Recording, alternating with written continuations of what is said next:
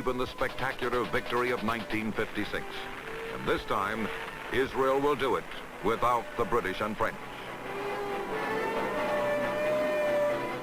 Newspaper headlines record the start of the war and the smashing success of the Israeli forces.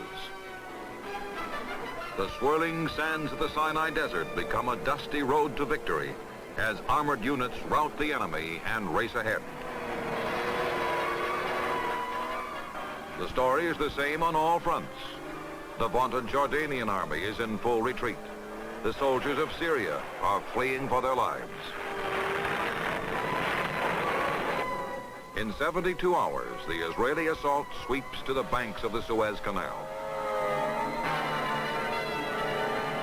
While one spearhead is pushed westward to Suez, another strike is directed southward to the Strait of Tiran. Here, too, the Israeli juggernaut grinds relentlessly toward its goal.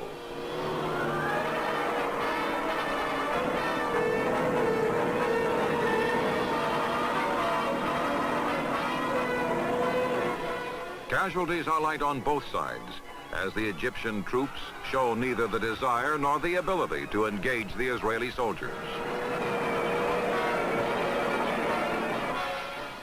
And with the same ease that they reached the shores of Suez, the victorious armies achieve another objective, the Sharm el-Sheikh, commanding the Strait of Tiran. General Moshe Dayan has returned to win new military acclaim as the architect of victory in the Lightning War of 1967.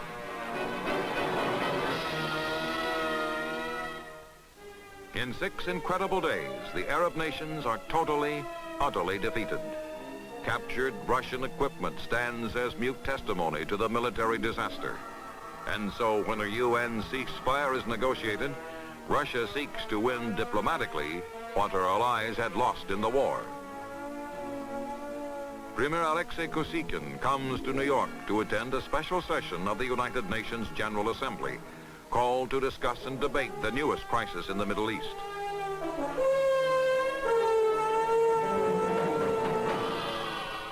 The Soviet premier's conduct in the assembly is more restrained, more temperate than the shoe-pounding exhibition put on by Nikita Khrushchev in 1960.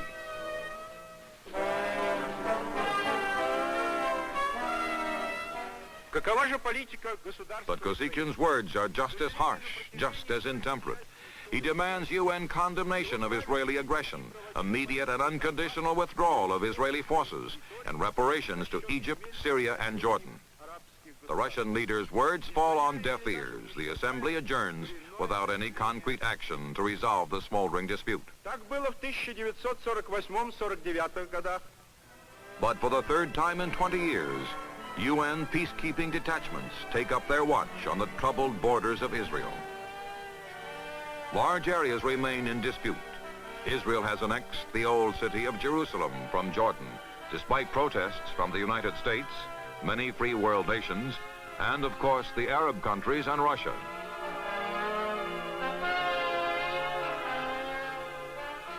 The war has created new refugee camps to add to the settlements that have sprung up in the desert since Israel first gained independence in 1948.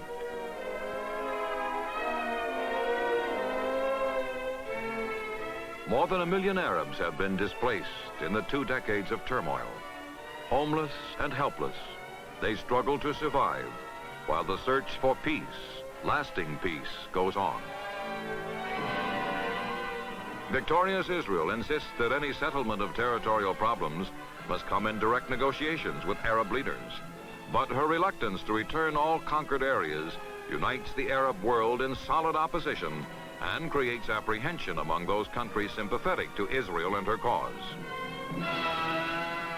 Once again, war seems to have solved and settled nothing. And the cradle of civilization continues to be